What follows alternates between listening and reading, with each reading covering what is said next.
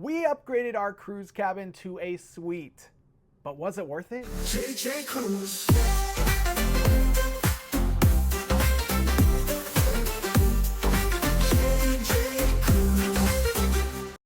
What's going on? My name is Jared and this is JJ Cruise. Thank you so much for joining me today. I am so excited to talk through this number one question we get as travel agents. What is the difference in price between that of a balcony cabin and a suite?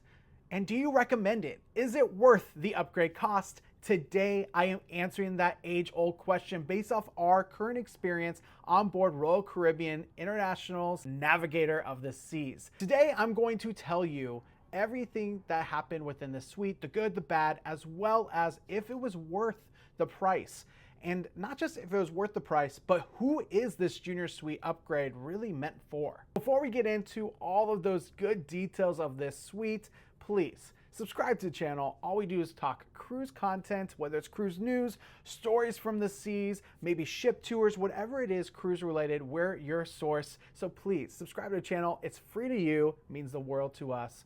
And while you're at it, hit that thumbs up. Now at the end of the video, I'm gonna talk about exactly who this suite is for and how much I would recommend spending more than a balcony cabin if you have an option to upgrade from a balcony to a junior suite. Let's get in with the good, and first and foremost, we have to talk about how spacious this cabin is. It is perfect for those that are wanting more space while they're at sea, or if you're traveling with additional guests, whether it be a family or with friends. It is bright. There are blues, there's grays. Even though it's a little bit older of a cruise ship, it is not outdated.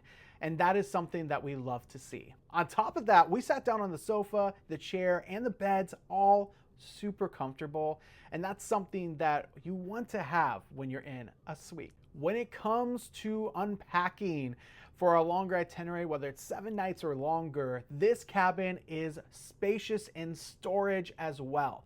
Whether it be the numerous amount of drawers or cabinet spaces to that of under the bed storage and a walk-in closet, you have plenty of space for those longer voyages or with having multiple guests in a cabin. One thing a lot of people hate about cruise cabins are the bathrooms being too small. Well, this bathroom is actually a little larger and it has a tub shower combo, which is perfect for those that want to kind of relax in a tub, or if you have younger kids that don't know how to shower yet or get afraid of showers, this is a perfect way to make sure that you have a tub for your family while at sea. Lastly, and this is a big one, this junior suite has a very big balcony and it includes a table.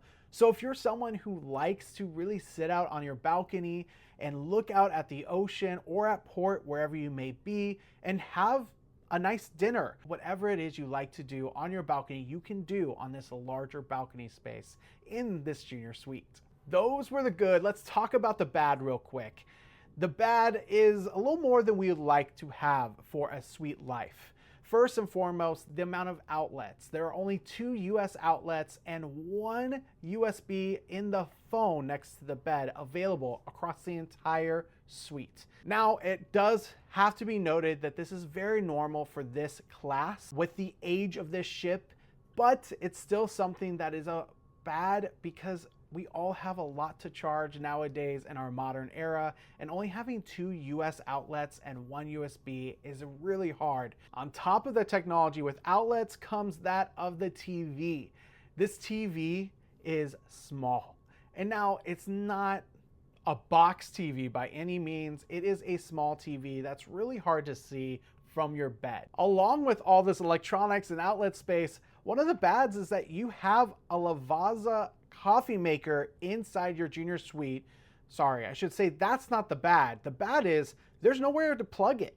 In fact, they just put it on this floating table by the chair that you sit in, but it can't plug in to the actual outlets since there's only 2 of them in the vanity. This is definitely a flaw that maybe an extension cord could help, but even then, very big flaw. If you move it over to your vanity, you don't have much vanity space then. So definitely something that is an afterthought for these junior suites. Of course, it's a good if you love Lavazza, as long as you're willing to take over your entire vanity with the Lavazza espresso machine. Another bad for this cabin is that of shower curtains. We thought that these were gone from most suites on Royal Caribbean, but obviously not. This junior suite on Navigator of the Seas has shower curtains still, which is not the worst thing ever, but it's definitely not our favorite. We'd rather have those doors, whether it's sliding or glass doors that are capsule doors, whatever it may be. Unfortunately, it's not here on Navigator of the Seas. And lastly, for the bad, the door to the balcony is very heavy and hard to open. This is something that we were a little shocked by. Now, on the positive side, if you have a family with little ones, that's a huge plus. If it's too heavy for you, it's going to be really heavy for the kids, and they're most likely not going to try. Of course, there's child locks and all of that like there are in most balconies, but that is a positive, I guess, if you're thinking of the little ones. So that was the good and the bad, but who is this cabin for? And was it worth the upgrade in our opinion? Well, I'll tell you first who we think it's for.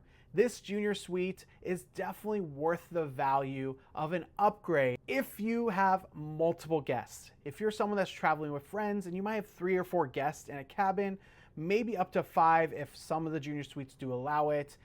The space is wonderful. It's something worth it if you have a lot of people traveling together on a sailing. In addition, it's well worth it for families.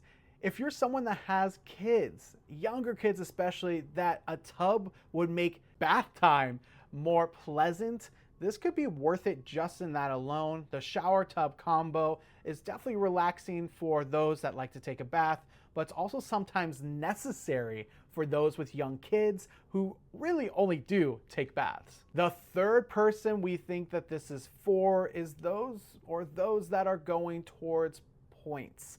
Loyalty status is everything sometimes in the cruise space. So if you're trying to get to the next tier status, well, double points matters. If you're on a 7-night sailing, you get 14 points. And that is something that can be a huge difference in getting to that next tier faster. Of course, not everyone's doing that, but if you're not one of those 3, what is the price we would say is worth the value for the average Joe? We would say that $500 per person upgrade value would be what would be deemed as worth it for a junior suite. Once again, this is the bare minimum of suites. This is not that of the top end suites. So if you're just trying to get to a junior suite from a balcony, we would say about $500 per person upgrade costs would be worth it in our books. That means for 2 people, $1,000 or less would be worth it to upgrade to a junior suite. Onboard Navigator of the Seas, there's not a ton of other suite areas to take advantage of, but when you get up to those upper tier or newer ships, that is when you can really get some benefit out of further dollars towards your suite upgrade. Was it worth it for us? Yes, we paid less than $1,000 for this upgrade to a suite, a junior suite, and we are glad we did. This is one of those cruises that we love to have some space, have some downtime, and really just take in the sea through this massive balcony. That being said, that's just our viewpoint. What is your thoughts at home? Leave your thoughts in the comments below. Would you pay less than $1,000 to upgrade from a balcony to a junior suite? What is your dollar amount that you're willing to spend extra to upgrade to the suite life? We want to know in the comments below. And while you're at it, make sure you're subscribed, hit that thumbs up, and until next time, see ya.